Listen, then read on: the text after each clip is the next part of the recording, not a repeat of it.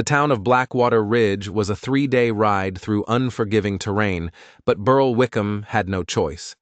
The telegram had been clear. The bounty on the Halcombe brothers would expire in 5 days, and he needed that money. His weathered face, lined with 37 years of hard living, betrayed nothing as he guided his horse, Thunder, across the barren landscape. The bullet wound in his chest made each breath a battle. The Morrison gang's ambush had caught him off guard, but he'd managed to put 2 of them in the ground before catching lead himself. The third had escaped, leaving Burl to die slow under the merciless sun. 3 hours of riding with blood seeping through his shirt had weakened him considerably. The doctor in Millbrook had given him 6 months after the tuberculosis diagnosis. Now, with a bullet lodged near his heart, Burl figured he had hours, not days. He was a dead man riding. The only question was what he'd do with the time he had left. The money wasn't for him. It was for a debt, a promise made to a woman long dead, a promise he intended to keep even if it cost him his last breath. He wasn't afraid of dying. He was afraid of dying without purpose. The desert didn't care about purpose. It only cared about thirst and heat and the slow, inevitable return of everything to dust. Burl was just another piece of meat waiting to rot, but he wouldn't rot here. Not yet. He would make it to Blackwater Ridge, or die trying. Thunder's ears suddenly perked forward. Burl heard it too, impossible as it seemed. A baby's cry, piercing the dawn's silence like a knife. It was a sound that didn't belong here, in this wasteland of rock and sand. It was a sound of life in a place dedicated to death. The wailing grew louder as Burl rounded a cluster of sun-bleached rocks, and what he saw made him forget the fire burning in his chest. A pine coffin sat in the middle of nowhere, small enough for a child. From inside came the unmistakable cries of an infant. Burl slid from his saddle, collapsing beside it, his vision blurring as he noticed the lid was slightly ajar. Through the gap, a tiny fist pushed upward, desperate for freedom. With trembling hands, every movement an agony, he lifted the lid completely. A baby boy, perhaps 6 months old, lay wrapped in a dirty blanket, his face red and raw from crying. The moment the child's dark eyes found his, the crying stopped. It was an unnerving silence, a sudden stillness that felt more profound than the noise it replaced. The baby just stared at him, a focused, intelligent gaze that seemed to see right through Burl's tough exterior, right into the hollow space where his soul used to be. But what Burl saw next turned his blood to ice. There, burned deep into the wood on the inside of the coffin lid, were crude, jagged letters. They spelled out his name, Burl Wickham. Someone had placed this living child in a coffin marked with his name. Someone knew he would find it. Someone wanted him to find it. This wasn't random. This was a message, and it was a trap. The baby reached toward him with tiny, grasping fingers, and Burl felt something crack inside his chest that had nothing to do with the bullet wound. In 37 years of living by the gun, he'd never held a child. He'd never wanted to. He'd never thought he deserved to touch something so pure with hands that had spilled so much blood. But he reached down anyway, his calloused fingers surprisingly gentle as he lifted the small, warm body from the wooden box. The child immediately quieted in his arms, those tiny fingers wrapping around one of his, a grip surprisingly strong. For the first time in years, maybe ever, Burl felt something other than emptiness in his chest. It wasn't love, not yet. It was responsibility, a weight heavier than any bounty he'd ever carried. "Who did this to you?" he whispered, his voice rough from disuse. "Who would leave you out here to die?" The desert sun was climbing higher, a merciless eye in a cloudless sky. Without water, the baby wouldn't last another 2 hours. Burl had maybe 4 hours left before blood loss took him, but carrying the child, sharing what little strength he had, would cut that time in half. It was a simple, brutal calculation. His life, or the child's. He looked down at the baby, who was staring up at him with that same unnerving calm. The choice was already made. He couldn't leave him. He couldn't be that man. Not again. Thunder stood nearby, ears twitching nervously as Burl approached, the infant cradled against his chest. The gunslinger managed to pull himself into the saddle, a wave of dizziness and pain washing over him. Every movement sent lightning through his ribs, but the child had not made a sound. Those dark eyes just stared up at him with an expression too wise, too knowing for someone so young. As Thunder began walking, Burl's mind raced. Millbrook was 8 miles east, too far for a dying man and a dehydrated baby. But there was something closer. The abandoned Doster homestead, vacant since cholera had claimed the family 3 years prior. It wasn't much, but it might have a well. It might offer a sliver of hope. The baby made a soft, whimpering sound, not crying, but not content either. Looking down, Burl realized the child was hungry. Of course he was hungry. Someone had left him in a coffin to die. And that's when the realization hit him like a punch to the gut. The coffin wasn't meant to be a grave. It was meant to be found. It was a delivery service.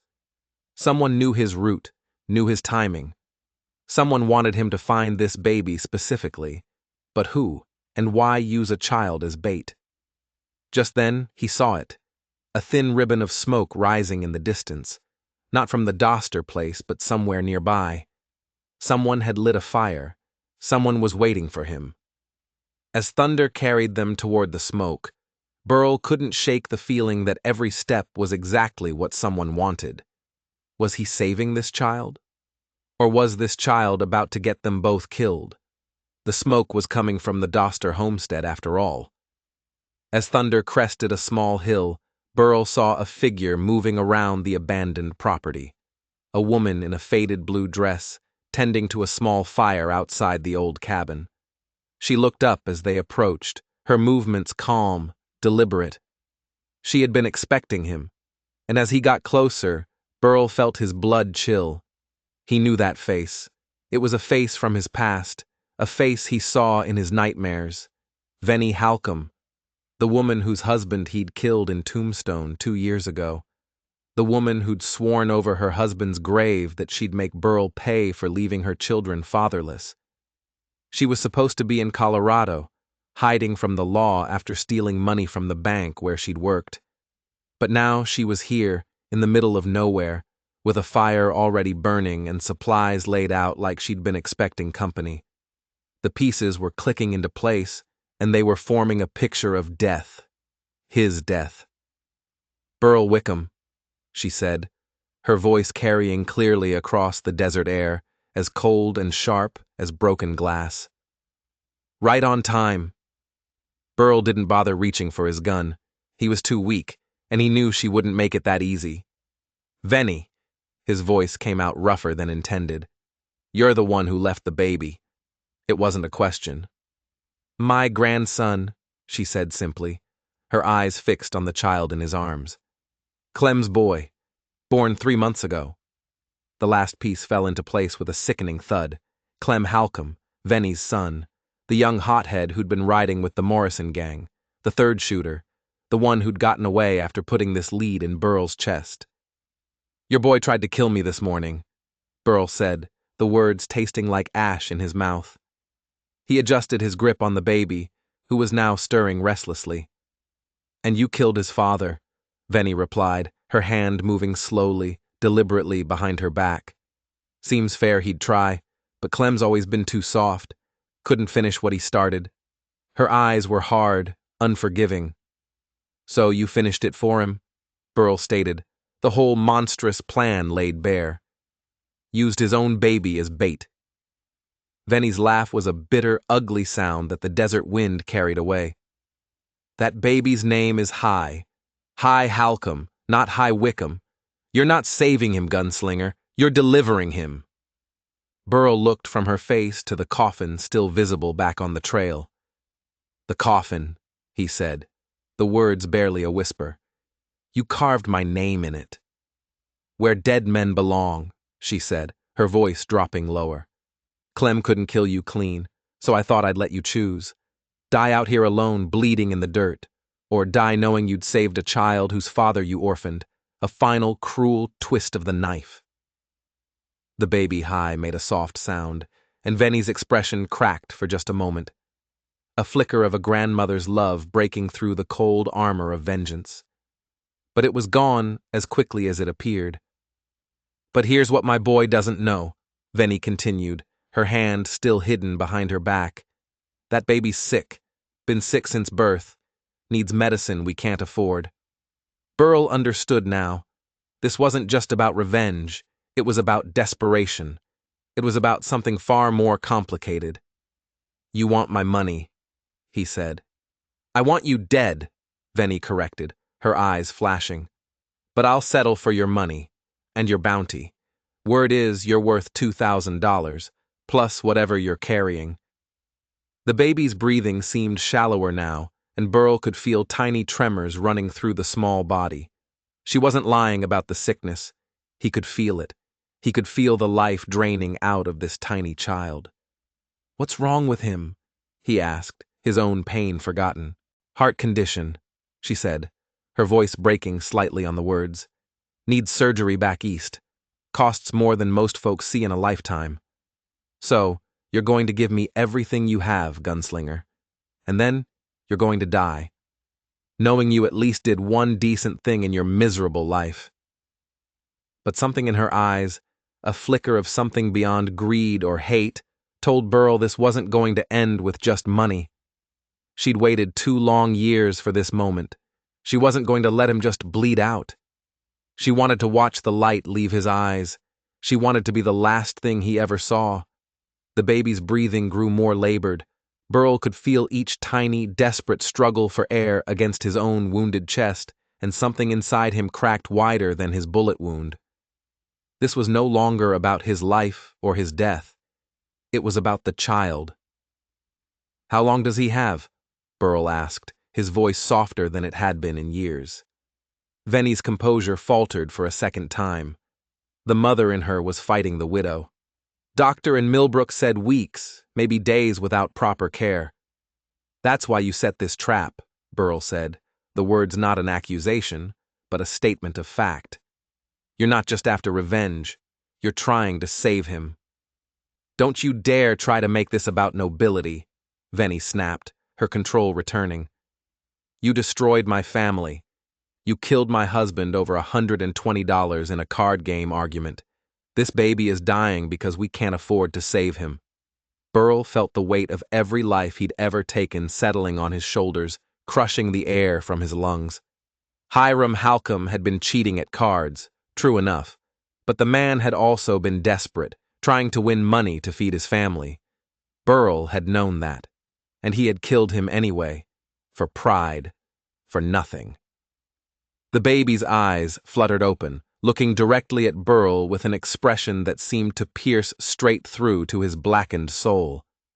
Those weren't the eyes of someone dying. They were the eyes of someone fighting. They were the eyes of a Halcombe. There's a doctor in Phoenix, Venny continued, her voice breaking completely now, the raw grief pouring out of her. A surgeon. He can fix hearts like highs, but it costs $3,000, more money than my family will see in 3 lifetimes. Burl had $4,000 in his saddlebags, money from years of bounties, gunfights, and jobs that kept him alive but never let him live. Blood money, money that had never done anyone any good. It was tainted, cursed. Maybe now it could be washed clean. You can have it all, he said quietly, the decision coming easier than any he'd ever made. Every cent. But you let me take him to that doctor first. Venny's hand finally moved from behind her back, revealing an old Navy Colt, her father's gun, if Burl remembered right. It was pointed straight at his heart. You think I'm fool enough to trust the man who murdered my husband? I'm dying anyway, Burl said, gesturing to the blood still seeping through his shirt, the stain growing larger. Got maybe 2 hours left. 3 if I'm lucky. But this baby, This baby could live if we stop wasting time. Phoenix is 40 miles, she scoffed. You'd never make it. Then we go to Millbrook, Burl countered. Doc Fenner's got basic supplies. Might be able to stabilize him long enough to make the trip to Phoenix. Venny's gun wavered. The grandmother was winning the war with the widow. Love was fighting hate right there in her eyes. Why? She asked, the question a genuine plea for understanding. Why would you help him? After everything? The baby made a small, pained sound, and Burl looked down into those dark, fighting eyes again. Because some things, he said, his voice raw with a truth he hadn't known he possessed, matter more than dying angry. For a long moment, the desert was silent, except for the crackling fire and High's labored breathing. Venny's gun stayed pointed at Burl, but her finger had moved away from the trigger.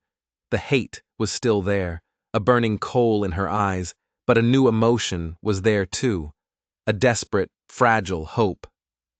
Clem's waiting in Millbrook, she said finally, her voice low. He sees you coming with his boy. He'll shoot you on sight. Then you better ride with us, Burl said, pushing his luck, and make sure he doesn't. Venny laughed, but there was no humor in it, only exhaustion and sorrow. You want me to save the man who killed my husband? I want you to save your grandson, Burl replied, his gaze unwavering. The words hit her like a physical blow. Just then, the baby's breathing suddenly became more shallow, a terrifying hitch in his tiny chest, and a wave of panic shot through Burl. High's lips were turning slightly blue, his small body going limp in Burl's arms. He's getting worse, Burl said urgently. We need to move. Now. Venny saw it too. Her gun lowered completely as she stepped forward, her face a mask of fear, reaching for her grandson. But as her hands touched the baby, a strange thing happened. High's breathing seemed to steady slightly, as if being near his family, near his own blood, gave him the strength to fight a little longer. There's a wagon behind the cabin, Venny said, her voice thick with tears she refused to shed. Clem brought supplies, thinking we'd need them after. Her voice trailed off. Get it hitched. Fast. But as Venny hurried toward the cabin, Burl heard something that made his already cold blood freeze solid. Hoofbeats. Multiple horses, riding hard and coming fast. Clem wasn't waiting in Millbrook after all. He was coming here. And he was bringing friends. 3 riders crested the ridge, moving fast, dust clouds trailing behind them like angry ghosts. Clem Halcombe rode in front, his face twisted with rage, a mask of pure fury even from a distance. The 2 figures flanking him were Morrison gang survivors, the kind of men who'd shoot first and never bother asking questions later. Venny heard them too and froze halfway to the wagon, her back rigid. Clem, no! She shouted, but her voice was lost in the thunder of hoofbeats. Burl had seconds to make a choice that would determine if the baby lived or died. He could try to draw his gun, one-handed, while holding High, but he was weak from blood loss, and his aim would be shaky at best. He could hand the baby to Venny and try to fight, but that would leave the child directly in the crossfire, or he could do something that went against every instinct he'd developed in 37 years of staying alive. He could surrender. Venny, he called out, his voice sharp with urgency. Take him! She rushed back as the riders thundered into the clearing, their horses kicking up a storm of sand and grit. Burl carefully, gently, transferred High to his grandmother's arms. The baby's breathing was now so shallow it was barely visible. Clem's horse skidded to a stop, and he had his gun drawn before the dust even began to settle. His face was a mirror of his father's. The same dark eyes, the same stubborn jaw. But where Hiram Halcombe's anger had been a slow burn, Clem's was a wildfire. Get away from him, Mama! Clem shouted, his gun trained squarely on Burl's chest. Get away from that baby killer! Clem, stop! Venny stepped between her son and Burl, cradling High protectively in her arms. He was trying to help! Help? Clem's voice cracked with disbelief and rage. He killed Papa! He's the reason High's dying! The other two riders spread out, flanking them. Burl recognized them now. Ma Caraway and her brother, Essie. Bad people who'd been running cattle theft and bank jobs across 3 territories. They were leeches, drawn to grief and chaos, and they would use Clem's raw pain for their own purposes without a second thought. Boy's right, Venny, Ma Caraway said, her voice like gravel, her own gun already drawn and steady. Wickham's got a bounty on his head worth more than this baby's medicine. We finish him here, collect the money, everybody wins. Except High, Burl said quietly, his hands raised in a gesture of surrender, but his eyes locked on Clem. Your boy needs that doctor in Phoenix. You kill me now. You'll never have enough money to save him. Clem's gun wavered, just for a second. The rage in his eyes was met with a new, terrifying flicker of doubt. You're lying. $4,000, Burl said, his voice steady. In my saddlebags. More than enough for the surgery, but only if we get him to a doctor in the next few hours. Venny clutched High tighter, the baby's breathing becoming more erratic, each tiny gasp a knife in her heart. Clem, listen to him, she pleaded. High's getting worse. After what he did to Papa. Clem's voice broke, the fury giving way to a boy's anguish. You want me to trust him? I want you to save your son, Burl said, the words cutting through the tension. The standoff stretched like a wire about to snap. 4 guns drawn, a dying man, a dying baby, and a family being torn apart by the ghosts of the past. The desert sun climbed higher, beating down on them, each minute ticking away precious time High didn't have. Ma Caraway spat in the dust, her patience worn thin. Enough talking. We came here to collect a bounty, not listen to sob stories. But Essie, her brother, wasn't looking at Burl. He was staring at the baby in Venny's arms, and something in his hard expression had changed. Ma, he said quietly, his voice uncertain. That baby. He looks real sick. So what?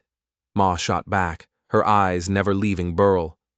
So, I got a kid too, Essie admitted, the words hanging in the air like smoke from a fired gun, back in Colorado. The admission was a crack in their resolve, a small opening. And Burl knew he had to exploit it. This was his only chance. Then you know what it's like, Burl said, his voice directed at Essie, ignoring Ma completely. Watching your child suffer and not being able to do a damn thing to help. Clem's gun began to shake, his knuckles white.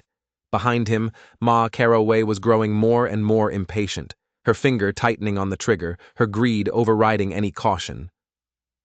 Essie, what in the hell is wrong with you? Ma's patience finally snapped. We didn't ride all the way out here to play nursemaid to some dying baby. Maybe we should hear him out, Essie said, his voice still uncertain, but his gun was no longer pointed directly at Burl. Hear him out?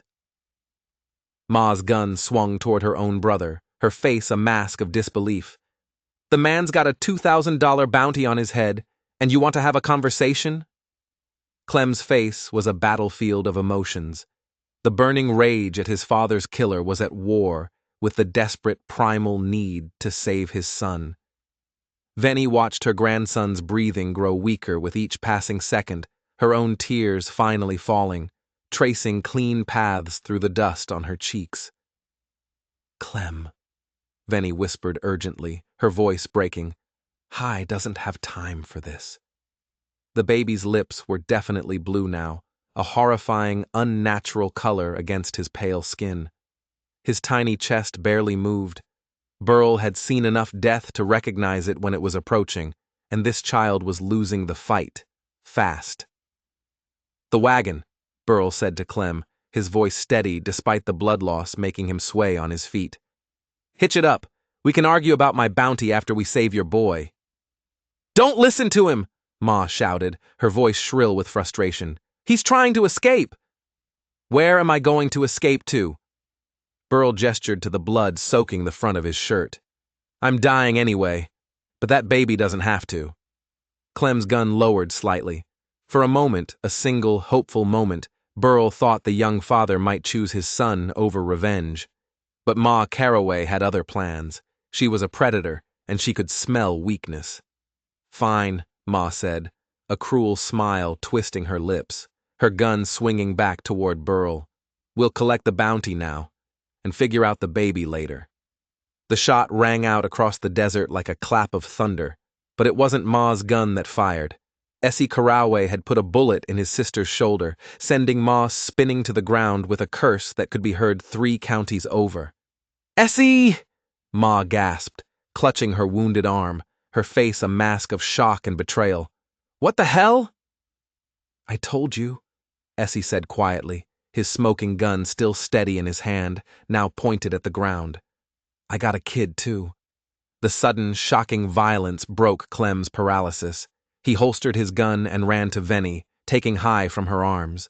The baby was so still now that for a terrifying moment, Burl thought they were too late. "He's still breathing," Clem said, his voice breaking, relief and terror warring in his words. "Barely, but he's still fighting." Venny was already running toward the cabin. "The wagon's ready. Clem, help me get him in the back." But Ma Caraway wasn't finished. Despite her wounded shoulder, she was reaching for her gun with her good hand, her face twisted with a rage that eclipsed her pain. Greed and vengeance were a powerful combination. Burl saw it happening and made his choice. With the last ounce of his strength, he drew his own gun and put a bullet in the ground inches from Ma's reaching hand. "Next one won't miss," Burl said, though the effort of drawing, aiming, and firing had nearly made him pass out. He leaned heavily against Thunder, the world spinning around him. Ma looked up at him with pure, undiluted hatred. "This ain't over, Wickham." "Yes, it is," Essie said. He dismounted and helped his wounded, cursing sister to her feet. "Ma, we're leaving. Now." "You're making a mistake, Essie." "Maybe," Essie said, glancing at the tiny, still form of High in Clem's arms. "But I can live with this mistake." As the Caraways rode away, Ma still screaming threats of revenge, Burl felt his strength finally giving out. He slumped forward, only Thunder's steady stance keeping him from collapsing into the dust. "Clem," Venny called from the wagon, her voice strained. "We need to go. Now." Clem looked from his dying son to the man who'd killed his father, the man who was now dying himself to save that son. The choice that had seemed impossible just minutes ago was now crystal clear. The past was dead. The future was all that mattered, and the future was a tiny, fragile thing struggling for breath in his arms. "Help me get him in the wagon," Clem said to his mother, nodding toward Burl. Venny's eyes widened in surprise. "You mean he's coming with us?" "I needs that money," Clem said, his voice firm, the voice of a father, not a vengeful son. "And Wickham's the only one who knows where it is." As they carefully moved Burl from his horse to the hard boards of the wagon bed, the gunslinger felt something he hadn't experienced in years. Not forgiveness. That would take more time than he had left, but something close to it. A chance. A chance to die for something other than pride or money. High lay beside him in the wagon, a tiny, fragile warrior, both of them fighting for every breath. But as Venny climbed into the driver's seat, and Clem mounted his horse to ride alongside, Burl allowed himself one small, dangerous flicker of hope. Maybe this baby would live. Maybe some good could come from all the blood on his hands. The wagon wheels ground against the desert hardpan as Venny pushed the horses harder than she should have. Every bump, every rock in the trail sent fresh waves of white-hot pain through Burl's chest, but he bit back any sound. His pain didn't matter. Beside him, High's breathing had become so shallow it was a ghost of a thing, barely visible. The ride was killing him faster than the bullet. Burl reached into his vest pocket with trembling, blood-slick fingers and pulled out a small leather pouch. Inside were pills. Pills Doc Fenner had given him months ago for the pain from the tuberculosis. Laudanum-based. strong enough to put a man to sleep permanently if he took too many, but they might slow the baby's heart. They might buy high time. "Venny," he called out, his voice weak, a dry rasp. "Stop the wagon." "We can't stop," she yelled back over the rattle of the wheels. "High's getting worse." "That's why we need to stop," he insisted, his voice gaining a sliver of its old command. Venny pulled hard on the reins, bringing the horses to a reluctant, snorting halt. Clem dismounted quickly, his face a mask of strain, the sheer terror of watching his son fade away minute by agonizing minute. Burl held up the small pouch. "Pain medicine," he rasped. "Strong stuff. Might slow his heart rate down, make him need less oxygen." Clem's eyes narrowed with suspicion, the old hatred flaring up again. "You want to drug my baby?" "I want to keep him alive long enough to reach the doctor." Burl's voice was getting weaker, but his conviction was a rock. "It's risky, but doing nothing is certain death." Venny climbed into the wagon bed, her face grim. She looked at her grandson. High's lips were nearly purple now, a horrifying shade against his pale skin, and his tiny fingers had gone limp. She'd watched her husband die. She recognized the signs. This was the end approaching. "How much?" she asked Burl, her voice all business, the grief locked away behind a wall of desperate action. "A quarter of a pill," Burl instructed, his own breathing ragged. "Dissolved in water. Might buy us an hour, maybe 2. Clem's hand shook as he took the pouch from Burl. The weight of the decision was crushing him. "What if it kills him?" he whispered, his eyes locked on his son's still face. "What if it saves him?" Burl countered, his voice barely audible. The young father stared at the pills, then at his dying son. It was a gamble with the highest possible stakes, his child's life. "Clem," Venny said softly, placing a hand on her son's arm. "Your papa always said, sometimes you have to risk everything to save what matters most." Clem's eyes filled with tears, but he nodded. He carefully broke off a tiny quarter of one of the pills. Using a small canteen of water, they dissolved the fragment as best they could, their hands clumsy with fear and urgency. Getting the medicine into High required a patience they didn't have. The baby was so weak he could barely swallow, and every second of delay felt like an eternity, bringing him closer to death. But finally, painstakingly, they managed to get the dissolved medicine down his throat. Then they waited. The silence was deafening. Within minutes, something changed. High's breathing seemed to stabilize slightly. It wasn't better, but it wasn't worse. The decline had stopped. "It's working," Venny whispered, the word a prayer. Clem remounted his horse, hope and terror warring on his face. "Let's go." But as Venny snapped the reins and the wagon lurched forward, Burl heard something that made his blood freeze despite his fading strength. More hoofbeats, coming fast from behind them. Ma Caraway had found reinforcements, and this time she wasn't coming alone. Burl forced himself to sit up, his Colt heavy and foreign in his hand. Through the shimmering heat and the dust cloud rising behind them, he could count at least 6 riders. The Caraway gang wasn't just after his bounty anymore. This was personal. They wanted revenge for Essie's betrayal, and they would kill everyone in this wagon to get it. "Venny," he said quietly, his voice dangerously calm. "We've got company." She looked back, and her face went pale, but her grip on the reins tightened into white knuckles. "How long before they catch us?" Burl judged the distance, the speed of their horses, the condition of the wagon team. 10 minutes, maybe less." High's breathing remained steady, a small miracle from the medicine, but it wouldn't matter if they were all dead before they reached Millbrook. Clem had seen the riders too. He spurred his horse closer to the wagon, his own gun already drawn, his face set in grim lines. "We can't outrun them," he said, stating the obvious. Not with the wagon. Burl knew what that meant. Someone would have to stay behind. Someone would have to buy time for the others to escape. And there was only one person in this group who was already dying anyway. Stop the wagon, Burl said firmly. What? Venny's voice cracked with panic. Stop it now, he commanded. If we keep running, they'll catch us in open ground, at least here.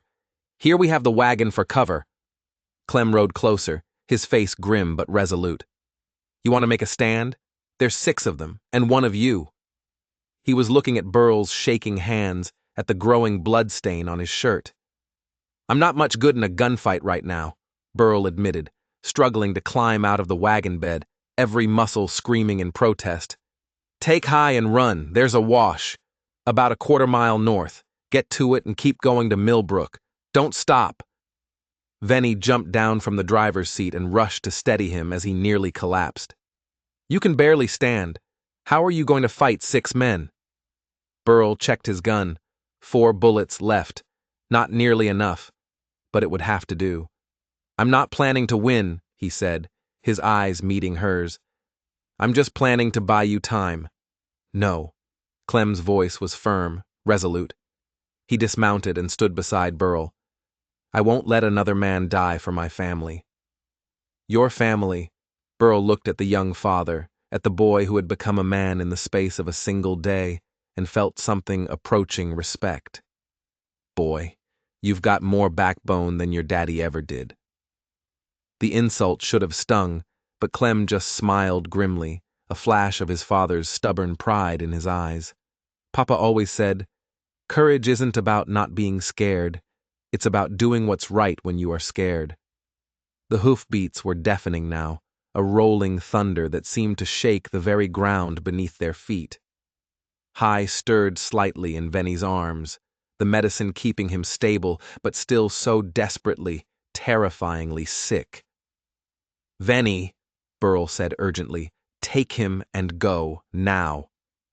But Venny Halcombe had spent 2 years consumed by revenge, and now she was consumed by something even stronger, a grandmother's love. She wasn't about to run from Ma Caraway and her hired guns.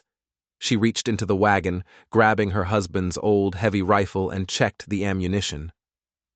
Hiram died defending our family, she said quietly, her voice trembling but strong. Maybe it's time I did the same. The 3 of them, an impossible alliance forged in desperation and blood, formed a triangle around the wagon. Burl behind the wagon bed, Clem near the front wheel, Venny crouched by the water barrel. In her arms, High breathed steadily, unaware that his entire future was about to be decided by a storm of gunfire. Ma Caraway and her gang pulled up 50 yards away, just out of easy pistol range. It was a smart move. They'd learned to respect Burl's aim, even if they didn't fear him anymore. Wickham! Ma shouted, her wounded arm in a makeshift sling, her face a purple bruise of hatred. You cost me a fortune in bounty money. Time to pay up. The only thing I owe you is a bullet, Burl called back, surprised by how strong his voice sounded, fueled by adrenaline and defiance. 6 against 3, Ma laughed, a harsh grating sound. I like those odds. But as Burl scanned the riders, he noticed something. Essie Caraway wasn't with them. He filed that piece of information away. It could be important. Where's your brother, Ma? Burl yelled. He finally grow a conscience? Ma's face darkened with fury. Essie made his choice. Now he's going to live with it. Or die with it. The standoff stretched taut as a bowstring. In Venny's arms, High made a soft sound. Not a sound of distress, but something almost like contentment. The medicine was working, giving him the strength to fight a little longer. That tiny, innocent sound seemed to break something loose in the desert air. Ma Caraway raised her gun with her good hand, and the world exploded in noise and smoke and chaos. Burl's first shot was pure instinct. It took down the rider on Ma's left before the man could even clear leather. His second shot went wide as a fresh wave of pain flared through his chest. But it spooked another horse, sending its rider tumbling into the dust. Clem's shot missed completely, a wild blast of frustration. But Venny's rifle spoke with cold authority, the heavy boom echoing across the plains as a third man dropped from his saddle. But 3 guns against 6 was still losing odds, and Burl felt his strength failing fast. The world was starting to go gray at the edges, his vision blurring, his hands shaking uncontrollably. A bullet from Ma's gun splintered the wood of the wagon bed near Burl's head, sending sharp splinters flying into his cheek. The next volley would probably be the last one he'd ever hear. But then, from the ridge behind Ma's gang, came the sharp crack of another rifle. One of Ma's remaining men pitched forward from his horse, a look of surprise on his face. Chaos erupted in their ranks. Essie Caraway had come back, and he'd brought friends. As Ma Caraway's gang suddenly found themselves caught between 2 groups of determined shooters, Burl allowed himself one last grim smile. Maybe Hi would make it to that doctor after all. Maybe, just maybe, some stories could have happy endings, even in this unforgiving desert. The gunfight was fierce, but brief. Caught in a crossfire, with their leader screaming in rage and pain, the remaining gang members lost their nerve. When the dust finally settled, Ma Caraway lay face down in the sand, her reign of terror over. Her surviving men were already riding hard for the horizon, disappearing into the heat haze. Essie emerged from the rocks on the ridge, 2 other men Burl didn't recognize flanking him. He walked over to his sister's body and looked down at her without emotion. "Told you this ain't over," Essie said to the empty air. "Guess I was wrong." Venny clutched Hi tighter, the baby's breathing still miraculously steady. The medicine, the shootout, Essie's return, it had all bought them the time they desperately needed. The path to Millbrook was finally clear. Burl felt his legs give out completely, and he sat down hard against the wagon wheel, his gun falling from his numb fingers. His vision was getting darker around the edges, the world fading to a pinpoint of light. But Hi was alive. That had to count for something. It had to mean something. "Clem," he said, his voice a weak, ragged whisper. "My saddlebags. $4,000. Get your boy to that doctor." As Clem rushed to retrieve the blood money that would save his son's life, Burl closed his eyes. For the first time in 37 years of violence and running, he felt something he had never experienced. Peace. The desert sun climbed higher, relentless and unforgiving. But for the first time in longer than he could remember, Burl Wickham wasn't running from anything. He was exactly where he needed to be, doing exactly what needed to be done. And that baby was going to live. The journey to Millbrook was a blur of pain and fading consciousness for Burl. He was vaguely aware of Clem and Essie rigging a shade over the wagon bed, of Venny pressing a damp cloth to his forehead, her touch surprisingly gentle. He heard them talking, their voices a distant murmur. Essie explained that he'd ridden to a nearby ranch, run by old friends who owed him a favor, and convinced them to help. He couldn't let Ma's greed be the reason a baby died. In Millbrook, Doc Fenner took one look at Hi and then at Burl, and got to work, his face a grim mask of concentration. He stabilized Hi for the long journey ahead, providing more medicine and supplies. He patched Burl up as best he could, but shook his head when Clem asked if he would make it. The bullet was too deep, the infection had set in, and he'd lost too much blood. There was nothing more to be done. Burl heard the words, but felt no fear, no regret. He had run out of time, but he had bought some for someone else. That was a trade he was willing to make. Clem and Venny, with Essie riding alongside them for protection, made it to Phoenix in 4 days. The surgeon, a stern man with kind eyes, performed the delicate operation. For 2 days, Hi's life hung in the balance. On the 3rd day, he woke up, his breathing clear and steady, his color returning. He was going to live. 3 months later, Clem and Venny stood in a small, dusty cemetery outside Millbrook. They had used some of the money to buy a proper headstone. It was simple, carved from local stone. It read, Burl Wickham. He gave a father a second chance. Clem held his son, now healthy and strong, in his arms. Hy reached out a tiny hand and touched the rough stone of the grave marker. The cycle of violence that had started with a card game, the hatred that had poisoned two families, had ended here, in this quiet place. It had been broken by a dying man's final, selfless act. A bad man had done a good thing, and in the end, that was the only thing that mattered. Sometimes, the greatest acts of courage and redemption come from the most unexpected places.